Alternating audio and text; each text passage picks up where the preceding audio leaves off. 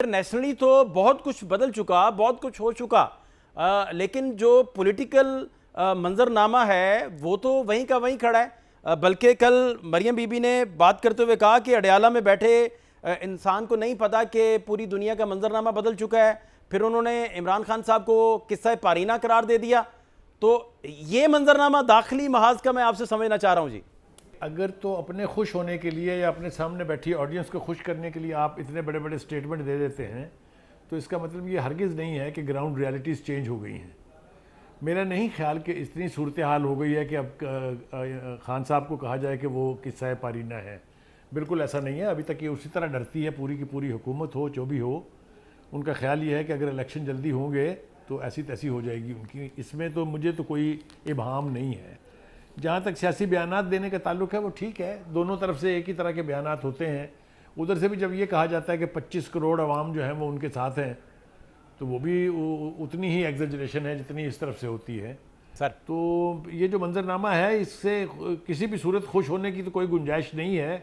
یہ بالکل تباہی کا راستہ ہے جس کے اوپر دونوں ہی فریق چل پڑے ہیں اس وقت، چاہے وہ اتحادی حکومت ہے اور چاہے وہ پی ٹی آئی ہے۔ جی تو بخاری صاحب تباہی کیسے، یہ مزید اگر ایکسپلین کر دیں۔ میں تو دیکھیں بڑا ادنا سا طالب علم ہوں، ویورز کے لیے ایکسپلین کر دیں پلیز کہ یہ مزید تباہی کیسے ہو سکتی ہے۔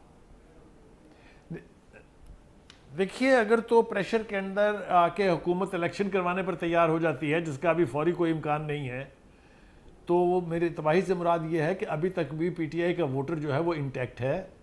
ان کی پاپولیرٹی کا گراف جو ہے وہ ابھی ٹیسٹ نہیں ہوا ہے۔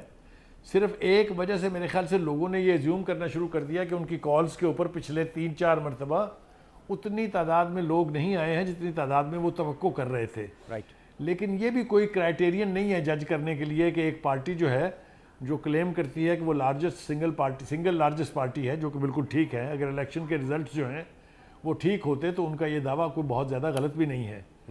ایسی پارٹی کو اگر آپ سمجھیں کہ آپ کے جملوں میں آپ کی خوشی کی خاطر کہے گئے الفاظ میں ساری صورتحال سیاسی بدل جائے گی، ایسا ابھی کچھ نہیں ہوا ہے۔